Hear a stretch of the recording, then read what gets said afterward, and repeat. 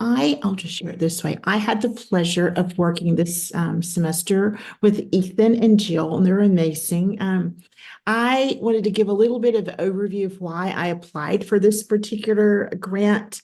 I direct a program that is an accelerated online program that a few years ago went from a face-to-face course offering or program to a completely online.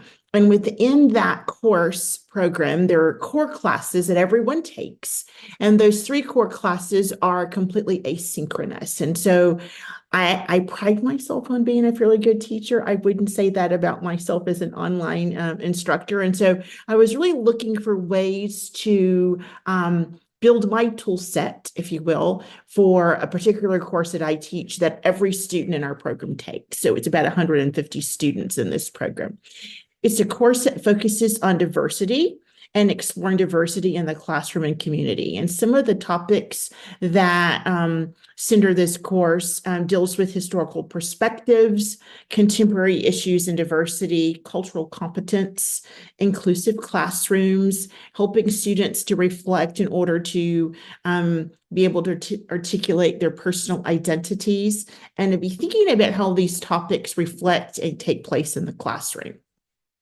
So as I said before, I probably came to NC State in 2007. Since 2010, I've been teaching this class face-to-face as an in-person course. And so a few years ago, this course moved to this online format.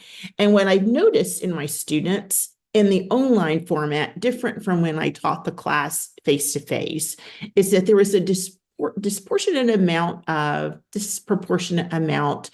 discourse that really went from student to teacher. So students were talking to me, even when we did blogs and posts and those kinds of things, but they weren't talking to each other. And so I approached this particular opportunity as a way to discover tools that would allow my students to talk with each other, to have more of a student-to-student interaction. And so the goals of my work was to determine a tool. I had no idea of what I might find from your experts, but I wanted our students to have more engaging conversations, and I believe those engaging conversations allow them to be more empathetic, to challenge stereotypes, and just to explore the complex topics that we explore in this particular course.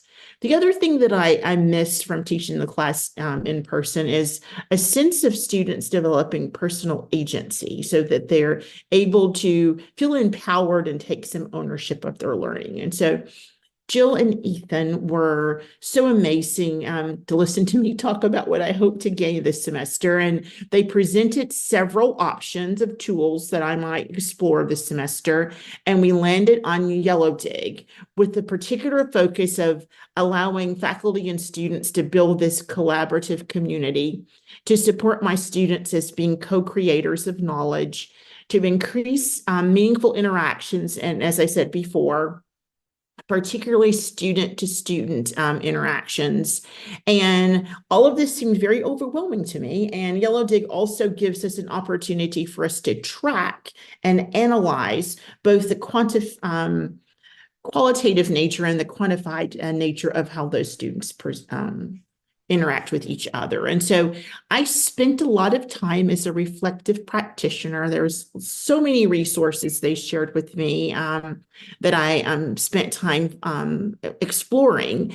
And in our second session, my challenge was to determine what topics would frame, if you will, the discourse that my students would have utilizing Yellowdig. And so the majority of my work this semester required me to analyze the current forums and the individual and collective reflections of my classes. I teach it now through blogs and other things to determine what those themes and topics would be that kind of frame the conversations that I hope my students have in the fall.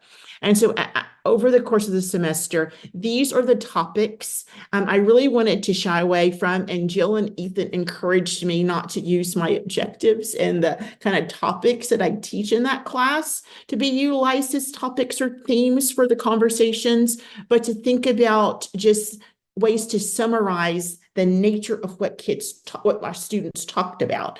And these, and in the green section, are the kinds of things that students spoke most about. Once again, they spoke most about these topics to me, and I was hoping to find a tool that might allow them to be able to speak with each other. And so my next steps, Ethan was awesome, and he created a space for me to kind of play around with this with in a project space on Moodle. And I hope to implement Yellowdig next year in this particular class. I applied for a grant to be able to study this kind of in the spirit of the Scholarship of Teaching and Learning. And I'm specifically looking for, from a qualitative perspective, analyzing the content connections that are identified in their conversations, any personal synthesis and application of our course topics, the student-to-student engagement, and I'm really interested in students raising questions and creating this whole environment of inquiry around our topic so that students are having as many opportunities to co-create what we study around this area of study as possible.